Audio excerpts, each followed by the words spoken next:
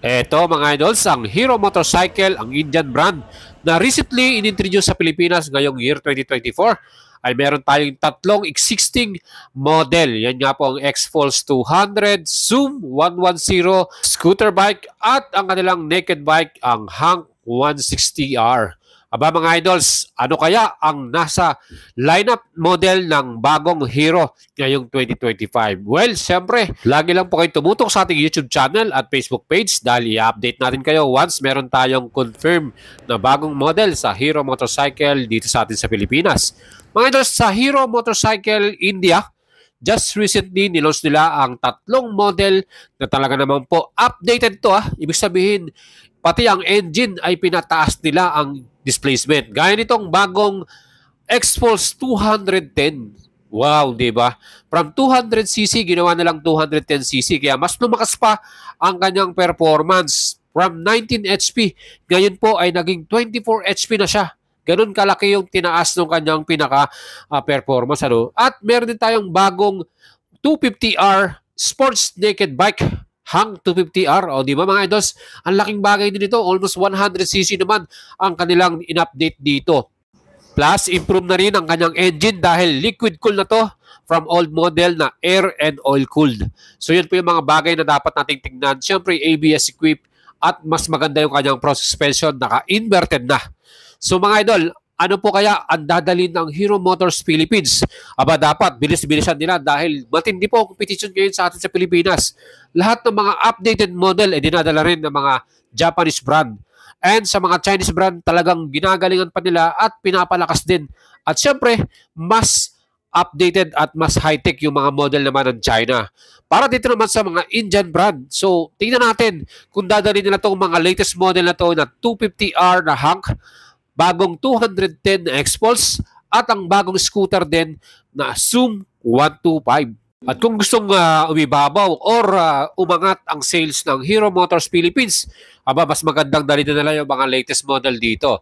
Gaya nga nitong Zoom 125, ang 125cc na scooter nila kung saan in-improve ang engine nito, mas malakas. Plus yung kanyang design, aba, mas pinaganda pa. 14-inch na yung mga gulong nito. At sa performance, yung acceleration nito, claim nila dito, 7.6 seconds in 0 to 60 km/h. Ganun siya kabilis. At mga idol, very modern na nito, naka-projector lamp ang kanyang ilaw. Yung mga signal light ito, sequential pa yung kanyang style. At mga idol, LED po lahat yan. Plus fully digital yung kanyang instrument panel.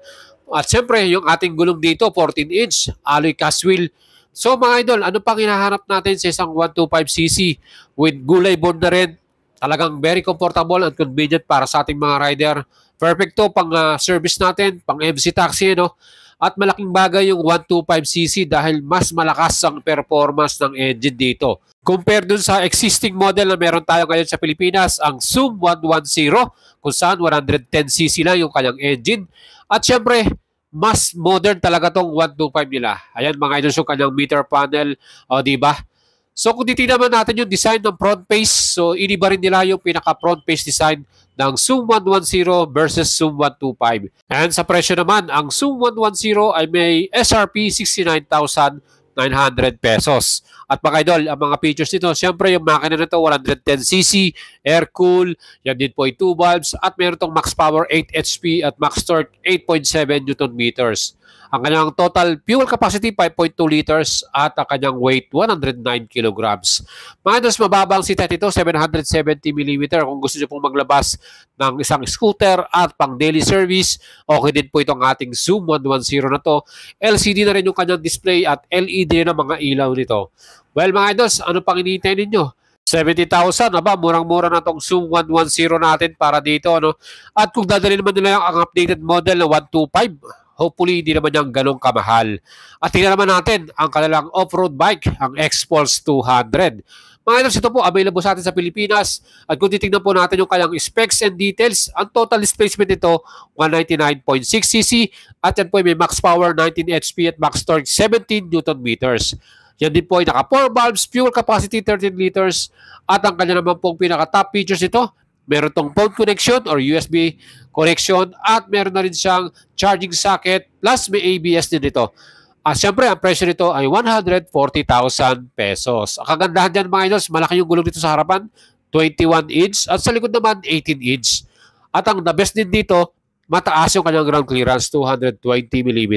Kaya talagang perfecto sa mga naghahanap ng mga off-road bikes, no? At syempre quality talaga. Fully digital din or LCD ang kanyang pinaka-display screen, ano? At syempre itong ating latest model naman na Xpulse 210, ito malaking bagay dahil in-update nila yung makina. Ginawa nilang 210cc na. Liquid cooling na to. Plus 5-speed ang kanyang manual transmission at 4 valves ang engine type nito, mga idol. Siyempre meron itong max power 24.6 at max torque 20 Newton meters. Ganun na siya kalakas ngayon. With dual channel ABS, meron din siyang switchable ABS, ano mga idol. 3-way, ano. Plus, mas maganda rin yung ating suspension, 210mm, at sa likod naman, 205mm ang kanilang mga travel. So talagang perfecto pang bundok, mga idol. The best pa dyan, in-improve din ang kanyang TFT display, mga idols. From LCD ngayon, TFT na, at mas malaki na yung kanilang display na nilagay, 4.3 inches, di ba mga idol?